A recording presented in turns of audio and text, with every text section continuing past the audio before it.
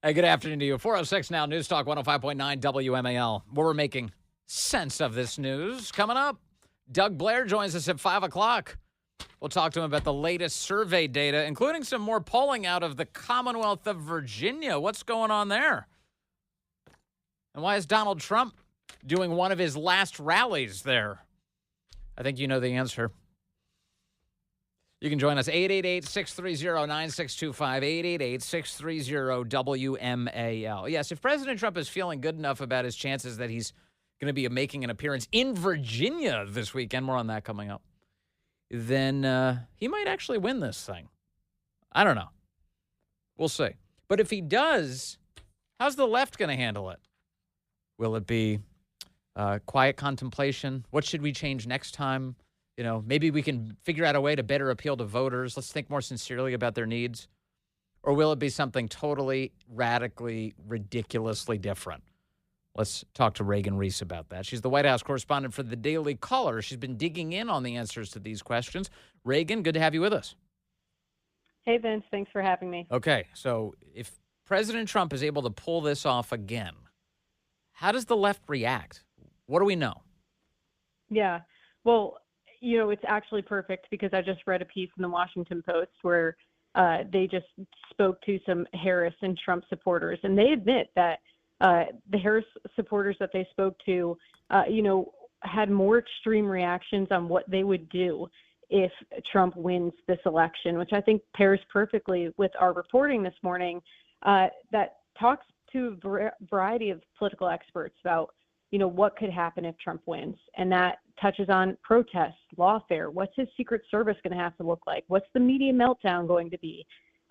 In terms of protests, which I think is something that a lot of people are concerned about, the guys we spoke to really believe that it's going to be more dangerous and more extreme in 2024 if Trump wins compared to 2016.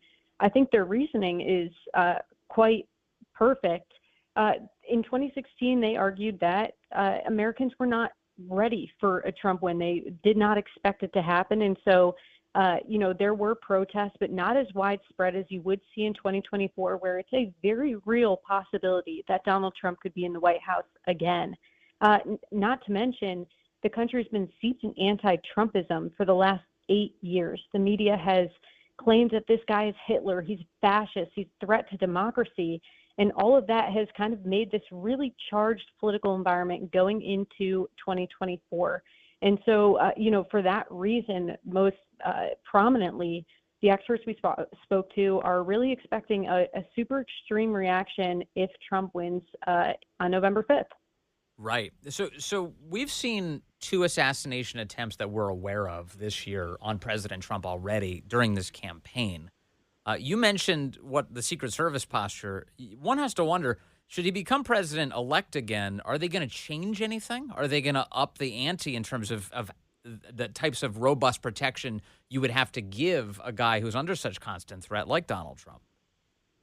Yeah, I spoke to a couple Secret Service agents about this, and I found my interviews with them quite fascinating because, I kept asking them, okay, what would be different? How would you up this guy's security? Because he already has a detail that's very similar to what a sitting president has now after these past 2 assassination attempts.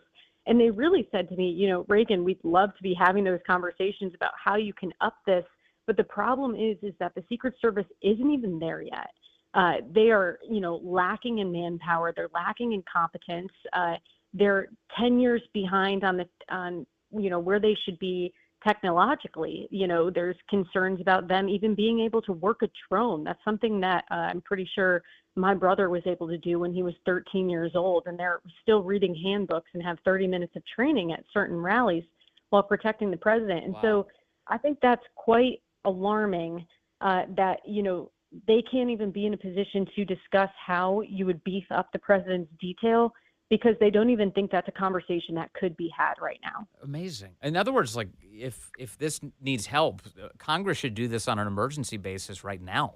They should be handling that very question in saying, how do we tackle this and how do we get him the protection he needs? It's so critical, and the threats are very real. The riots, we've seen riots a lot from the left. When they disagree with something politically, they take it way too far, way too often, whether it's threatening Supreme Court justices, if it's burning American cities, it's killing cops and civilians, if whatever it might be. Of course, also the Trump 2017 inauguration, as you detail in your reporting this morning, remind people of, was racked with all sorts of left-wing violence, the burning and destruction in Washington, D.C. as President Trump took the oath of office. What do we expect now? Yeah, the limo that was, famously torched on Trump's inauguration was actually, I looked it up when I was doing my reporting, just a couple blocks from where I live now, which is a very nice and safe area on Capitol Hill. Yes. And that limo just got done dropping off guests at the inauguration, and moments later it's torched and the limo driver is fleeing. That is absolutely mind-boggling. Literally in front of the Washington Post building, by the way. It was parked on the curb of the Washington Post building. That is the most easy access story you could possibly imagine. Yeah, unbelievable. But, one thing that the experts that we spoke to really pointed out is that, again, like I said, because people are more prepared now for a Trump victory, and that they've been seeped in this anti-Trumpism for the last 8 years, they expect this to be more widespread than just your Washington, D.C., your New York City, your Chicago, your Minneapolis. They expect a lot of people in these pockets throughout the country to riot against whatever symbol of government they might see in their towns, in their cities, just because of, again, this preparation, this fact that now a Trump victory seems very real. And I think especially with, dare I say, vibes right now, it does feel like the election is trending that way to a Trump victory. Yeah, we'll see. I like being optimistic, but I also like being cautious because I don't want to be so let down. But, there's like almost no Democrats who are trying to bring the temperature down on this, Reagan, and try and get their own base to settle the hell down. In fact, the only one I can even think of is New York City Mayor Eric Adams, who the establishment has turned against completely.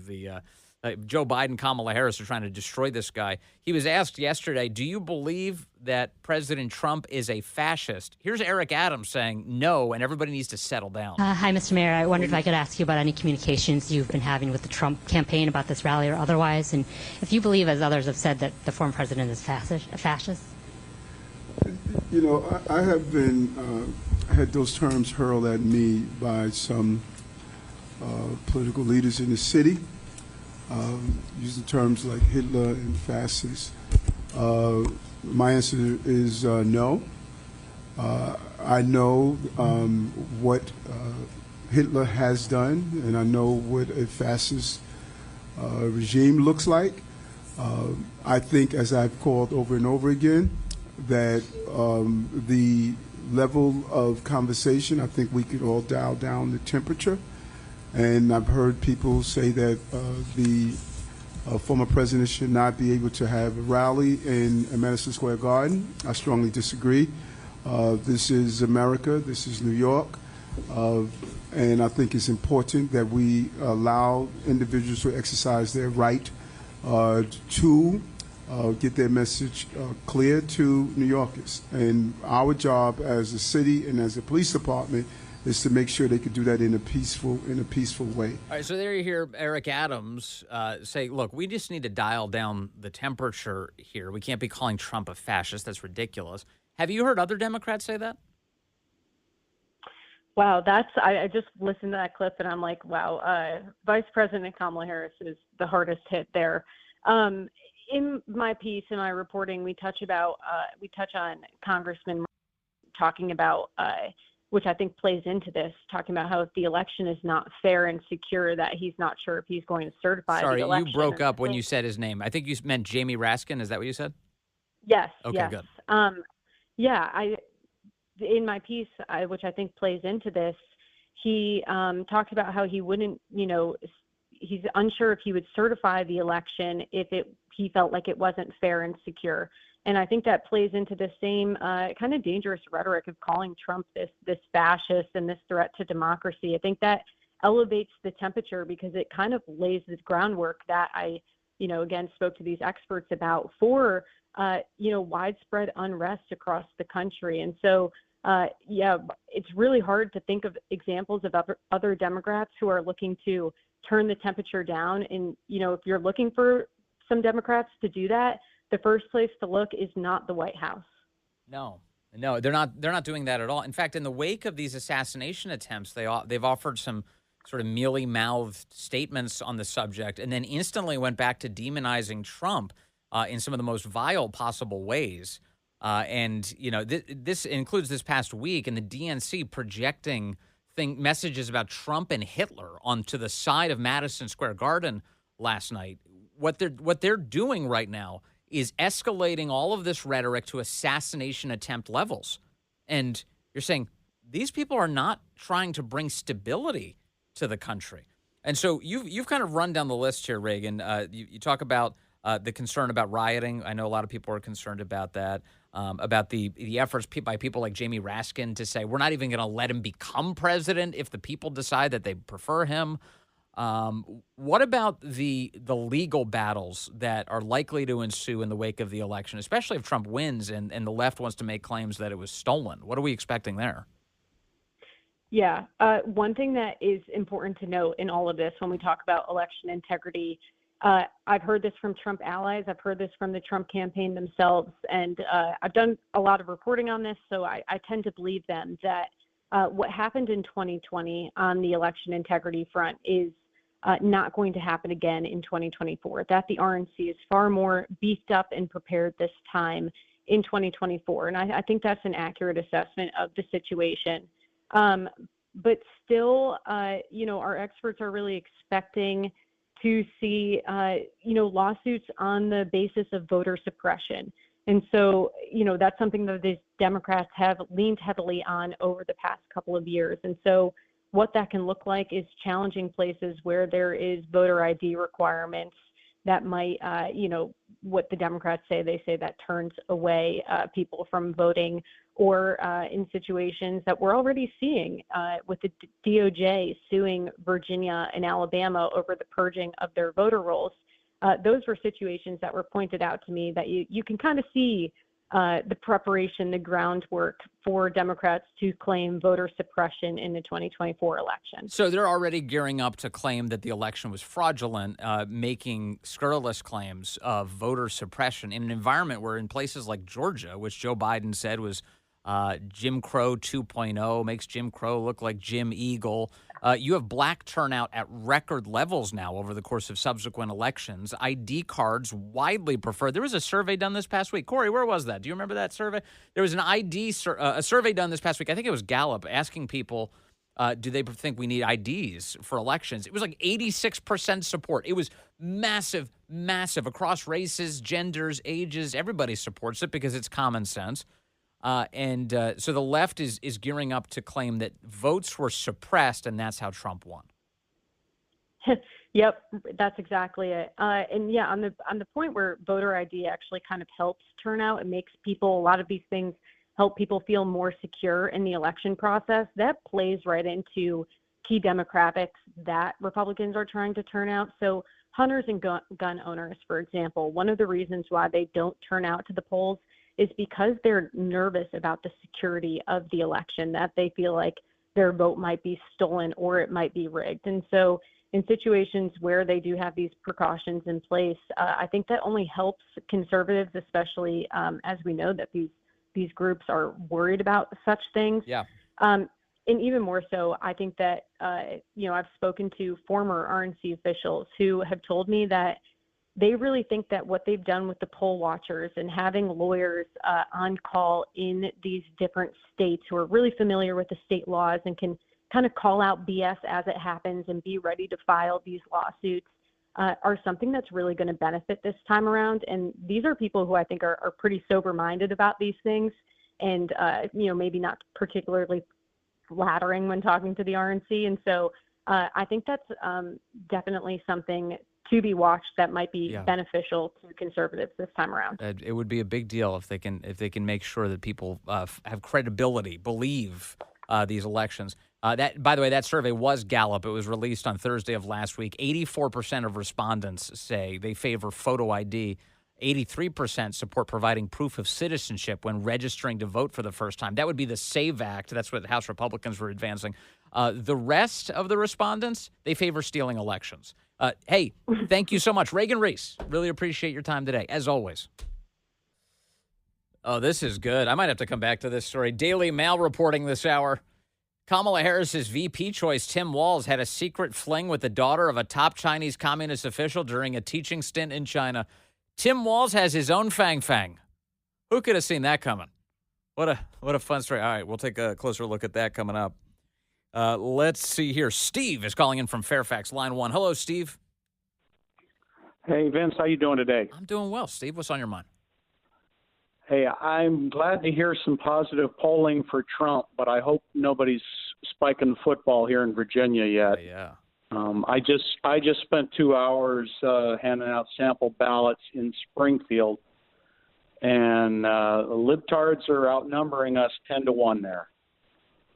So there was probably 50 in line when the poll opened at 1, and there was a constant line when I left a little after 3. I believe it. And so the sample ballots you think are 10-1 being handed to Democrats? 10 to 1. People taking the blue pill. Yeah, the blue pill. That's a good line. Yeah. And as I tried to hand them a different one, they turn their head, look the other way. Do they hiss? They're yeah. Do they hiss at you? Yeah, Do they say again? Do they hiss at you? If the ballot touches their hand, do you notice flames? No, there were some snide remarks, but we're supposed to be on our best behavior and take the upper road here. Yes. But Yes. yeah, we're being outnumbered. So if people are thinking about not voting, they should disassociate that and get out to the polls. For sure. I totally agree with you. Don't be like a Bears defensive back mocking the crowd near the end zone. That doesn't end well. Thank you, Steve. I appreciate you. Yeah. What a finish to the Redskins game. That was unbelievable. Wasn't that crazy? Jaden Daniels, that guy's got a cannon. All right. Coming up. More news you can use. It's 4:30. Well, good afternoon to you. It's 4:35 here at News Talk 105.9 WMAL, where we're making sense of the news. We'll get into those poll numbers coming up with Doug Blair. He'll give us his sense of the state of the race, now just over a week away from Election Day, if we can even call it that anymore. It's election season, really. You can join us at 888-630-9625, 888-630-WMAL. Eric Swalwell had Fang. It looks like Tim Walz had Wang. Kamala Harris's VP choice, Tim Walz, had a secret fling with the daughter of top Chinese communist official during a teaching stint in China. The Daily Mail reports today. Ben Ashford on the byline.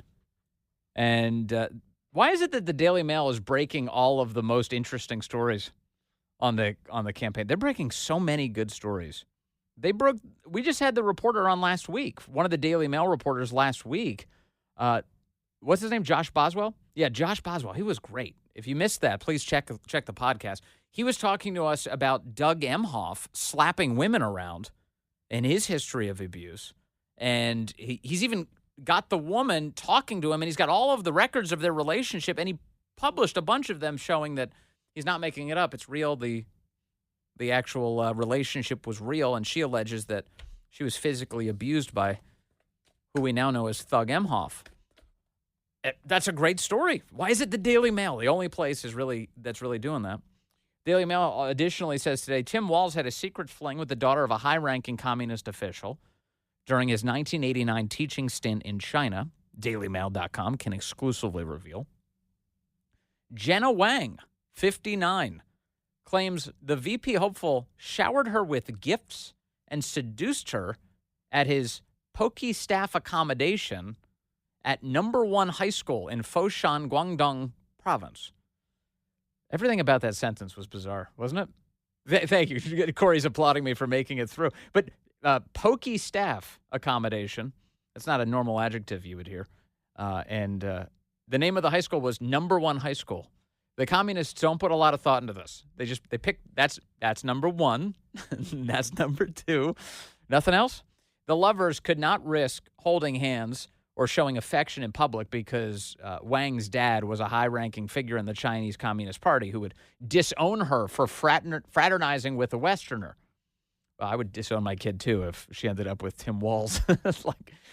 But their romance blossomed behind closed doors as they sipped tea, made love, and listened to George Michael hits, also, leading the then 24-year-old Wang to dream about marriage and a new life in the United States. No proposal was forthcoming from the future Minnesota governor, however, and the shame of being treated like a prostitute eventually left Wang feeling angry and suicidal, she claims. How come Walz isn't running on any of this? His deep experience, fraternizing with the people of China. Tim was very passionate and very romantic, she told DailyMail.com in an exclusive interview. I can still remember dancing with him to our favorite song, Careless Whisper. Oh, oh no. No. Can we just, I'm going to assume this is Chinese interference in the election. I don't know if I want to stomach any more of this story. Tim Walz dancing around with his Chinese girlfriend, part of a powerful communist family, to Careless Whisper. The fact we couldn't touch or kiss in public just made it all the more exciting and intense. Okay, I am done, actually. This is, Corey, until we find out more, I'm going to assume this is Chinese propaganda. They're interfering in the election by trying to disgust me. So there you go. That's the Daily Mail reporting on that subject today. Walz is terrible at this. He is absolutely terrible at this. So, depending on the household you're with, and some of them have people who do both. People think Saturdays are for football, right? Saturdays being college football. And then there are others who say, well, Sundays are for football, professional football. Tim Walz tweeted out this weekend that Sundays are for football, and he tweeted a picture of himself wearing a video game headset, holding a controller, sitting in front of a computer screen. Sundays are for football, said Tim Walz. What he was doing was playing Madden with Alexandria Ocasio-Cortez. They were sitting around playing the Madden video game. Now, this game has existed now for decades. I haven't played in a very long time. Not exactly the hardest game to play. It's sort of a score fest, which surprised me when I saw Tim Walz's posts about this and AOC's posts about this because neither of them had scored a single point at the end of the first quarter. Neither one. I don't even know how that's possible. Madden, everything about Madden is just scoring all the time. You're just dunking on your opponent. It's like another Hail Mary, boom, another touchdown. You're kicking field goals from impossible distances. You're running back pick sixes. You got your favorite running back all tuned up with stats you've never seen before, and they're taking off. The whole team's chasing them. You scored another touchdown. No, these two can't score anything. These two couldn't score anything. It was 0-0 at the end of the first quarter in their stupid video game rendition of football. And then additionally, Tim Walz is such an idiot that he tweeted about this, or somebody on the staff did. They tweeted the following from the Tim Walz account. AOC can run a mean pick six, and I can call an audible on a play. Well, let's point out a couple problems with this sentence. You don't choose pick six as your play. That's not no defensive coordinator is telling the guys, hey, all right, this play we're going to run a pick six. That's not how it works. A pick six is the conclusion of a play. A pick six is, well, that went really poorly. The defense caught the ball and then ran it all the way back for a touchdown. That's what a pick six is. Tim Walz, who is supposed to have been a football coach of some kind at some point, says AOC can, quote, run a mean pick six. He also says, and I can call an audible on a play. Well, yeah, when else would you call an audible? At what other point in time would an audible be called other than during the play? Man, oh, man. So that's the Tim Walz tweet on this subject. I saw that J.D. Vance was standing on stage today at an event. Oh, here he is. He was doing a campaign event, a rally, and J.D. Vance reacted to this very stupid tweet from Tim Walz. I saw that I guess Governor Tim Walz did a live stream of a Madden football game, professional football game. Obviously not playing; they were playing video games, and he did it with AOC. And I guess the goal is to try to appeal to the young male vote by playing video games online with AOC. And I don't know who came up with that idea, but I guess afterwards, because Tim Walz and Kamala Harris, they always like to talk about Project 2025, and which, by the way, is a complete dishonest disgrace. Project 2025 has nothing to do with the Trump campaign, and it never has. But set that to the side. He was talking about playbooks and trying to connect that to Project 2025, and he said, yesterday AOC, she did very good. She ran a pick six. Ran a pick six. I think you don't run a pick six. You run the West Coast offense or the spread offense. Or the 3-4, the 4-3. It made me realize that I think that even though they say Tim Walz was a college football coach, that I think I know more about football than Tim Walz. And it's appropriate because I think my running mate Donald J. Trump knows more about working at McDonald's than Kamala Harris does. That's a pretty good line. That's a good line. He does, actually, because she never did it, and he did. He worked there. They're giving him time off for the election, though, so he can run for president. Tim Walz and AOC playing Madden. Imagine, taking some time, just relaxing, doing something mind-numbing like just playing a video game, and you have to have this conversation. Unbelievable. No, and I keep going back to this. It's this Project 2025 from Personal Freedom. I think a lot of folks on here are kind of independent. What a tool this guy is. He's like playing Madden with AOC, and they're just like casually talking about Project 2025. Neither of them can score anything. This video, that's what I'm talking about. It's the end of the first quarter. It's 0-0, and they're just jawing, and these plays are just collapsing. Folks, independent thinkers about things. Why would you want the government telling you what books to read or what doctor to see or how big your family can be? That kind of stuff is ridiculous.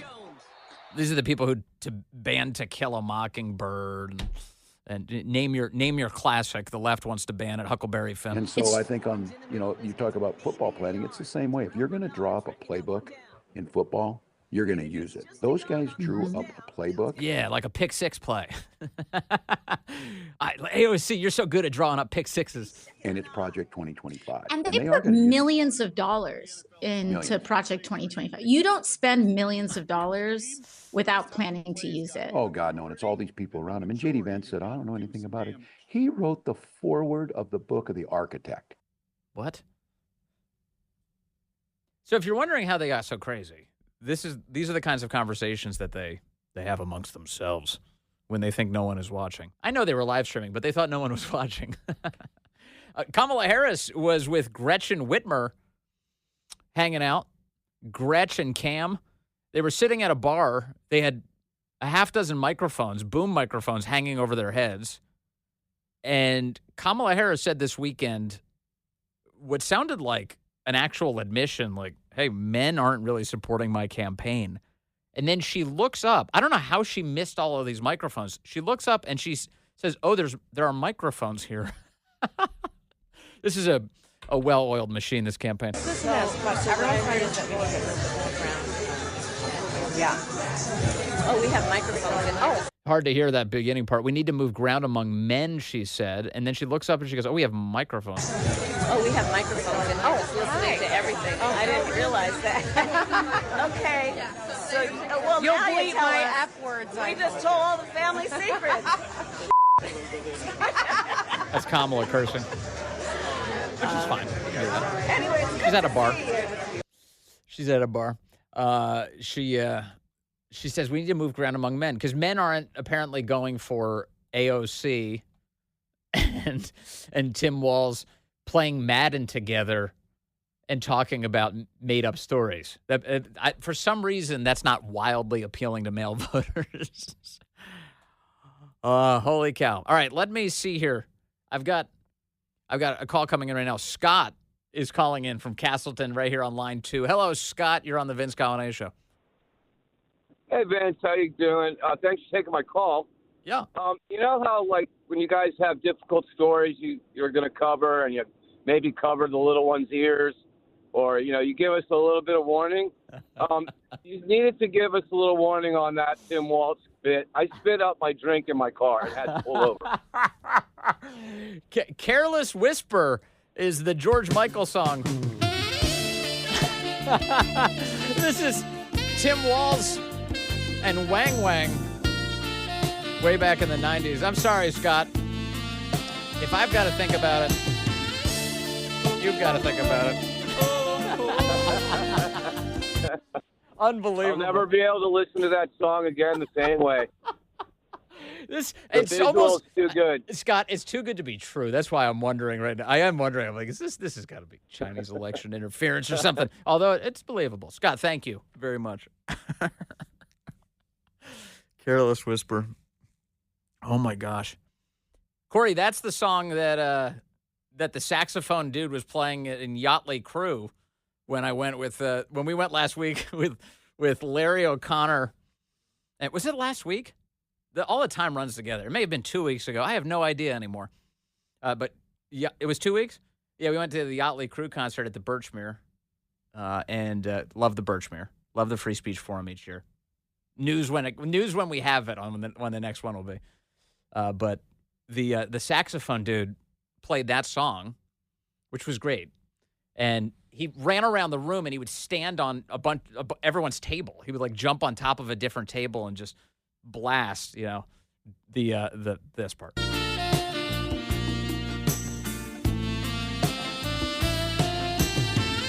And so my memory since that occasion was just like, having a good time, hanging out with a bunch of WMAL people, watching Larry O'Connor sing poorly. That's how I thought of Careless Whisper. And now it's Tim Walz and Wang Wang.